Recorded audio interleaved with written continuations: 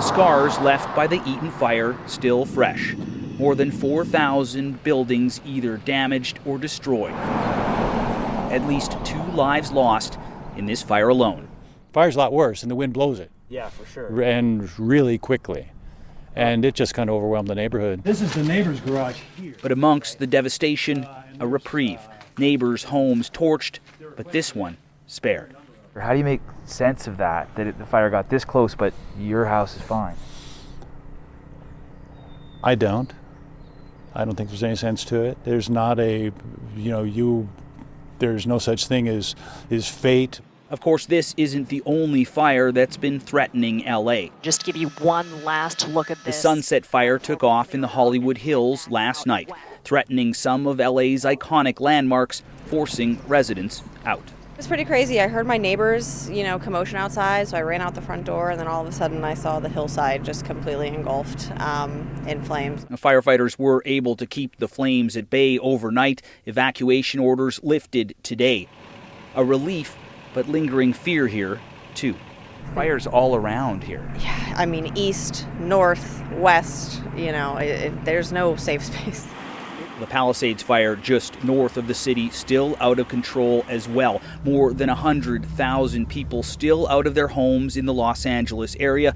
Officials here warning that as residents moved out, looters moved in. If you are in one of these areas and you do not belong there, you are going to be subject to arrest. Add to that, many people still without power and drinking water.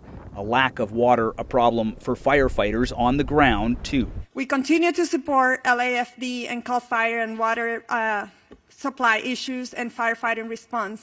Thousands of firefighters working around the clock to turn the tide here. Of course, as it always does, the success of those efforts is really going to be determined by the weather. And so, Aaron, I gather there's just a little bit of good news on that front. Yeah, there is. The winds that have really been fueling these fires, is supposed to taper off by tomorrow at some point. And, that's really ideal for the firefighters trying to contain these things. The hope then is they stop getting bigger and they can be contained. So this is already the most destructive fire in the history of the Los Angeles area. The hope is it can start coming to an end tomorrow. All right, Aaron Collins in Altadena, California. Thank you. Next to Lindsay Duncombe on the other side of LA where the Palisades fire is still raging. So, Lindsay, what have you seen there? This community, I'm standing in the business district in Pacific Palisades, it's just gone. Block after block of destruction. This structure behind me used to be a pizza restaurant where people would come and gather. The only way you can tell that's what it was, Adrienne, is you can make out those bistro-style tables there. And other than that, it is just pile of ash and rubble. Some of the ash and rubble we've seen today still smoldering. In fact, in this community, there were as many as 5 churches, and there were 7 schools, 2 libraries, a synagogue, all gone. And then there are the blocks and blocks and blocks of people's homes. We spoke to one family who came in to see what was left. I think these terms have probably been overused at this point, but this was a really, really magical neighborhood with wonderful homes, and it's just flattened in a day, just gone. Now, some of the most emotional conversations I had, Adrienne, were with people who were standing at roadblocks pleading with police officers to let them come in. I spoke to one woman who was driving from roadblock to roadblock. She wanted to get in because her son was here. She wanted to bring him water. She's 83 years old. Here's what she said. Our house is standing there alone. It's completely, there's not one obstacle between my house and the ocean. I mean, I just look down and it's just all gray, burnt. Now, the threat is still real. There are still planes flying overhead, but people are beginning to count up how much all of this is going to cost, and it is astronomical. This could be the largest fire bill in U.S. history. We're talking possibly more than $50 billion. Wow, so hard to imagine. All right, Lindsay Duncombe in Los Angeles. Thank you, Lindsay. Now, both Ottawa and several provinces are offering resources to help California in its time of need. And as Thomas Degg shows us, some Canadian assets are already on the scene making a difference. It takes skill and experience to drop water from that high up and snuff out monster flames like this.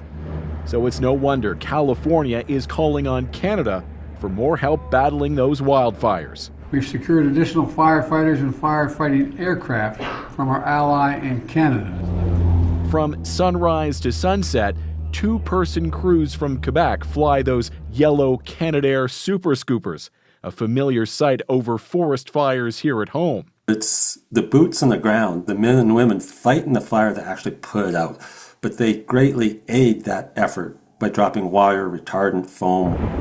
Watch as the aircraft descends onto the Pacific Ocean, collecting some 6,000 liters of water in seconds, then takes off to fight the flames again.